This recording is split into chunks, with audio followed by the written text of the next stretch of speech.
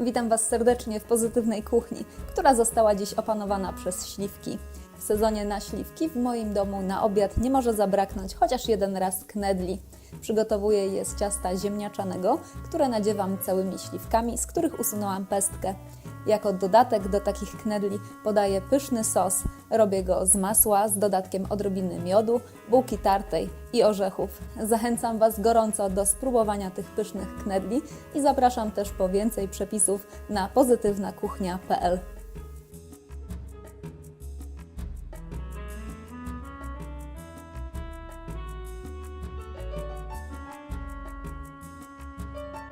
Z ugotowanych ciepłych ziemniaków zmielonych w maszynce, jajek, mąki, szczypty soli i cukru zagniotłam ciasto na knedle. Kroję ciasto na około 30 części, każdy kawałek spłaszczam w dłoniach, rozszerzam i nakładam śliwkę bez pestki. Większe śliwki przed obtaczaniem w cieście można rozkroić na mniejsze kawałki. Każdą śliwkę delikatnie posypuję cukrem i cynamonem.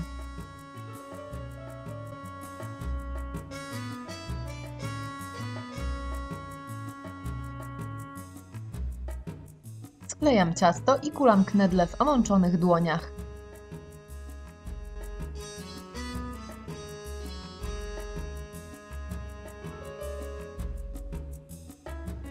Ciasto przed kulaniem można też rozwałkować i wykrawać większe kółka dużą szklanką lub kubkiem.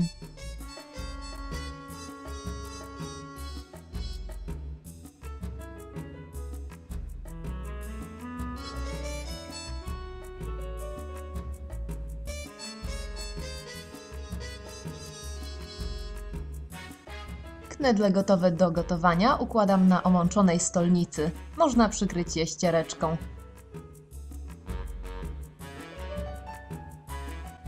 Wkładam knedle do gotującej osolonej wody, delikatnie mieszam, żeby nie przywarły do dna.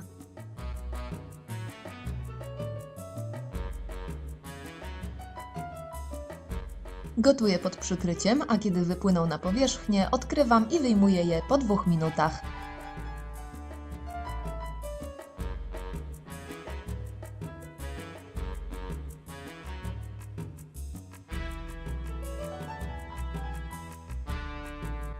Masło topię z miodem w małym rondelku.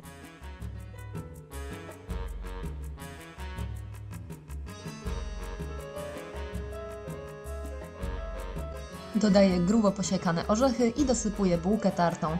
Rumienię całość na jasno-złoty kolor, cały czas mieszając.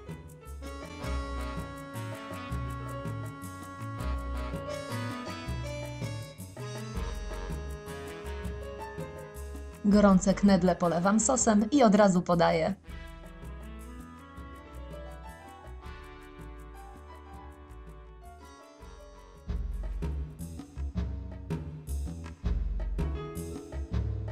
Życzę smacznego, a po więcej przepisów zapraszam serdecznie na pozytywnakuchnia.pl.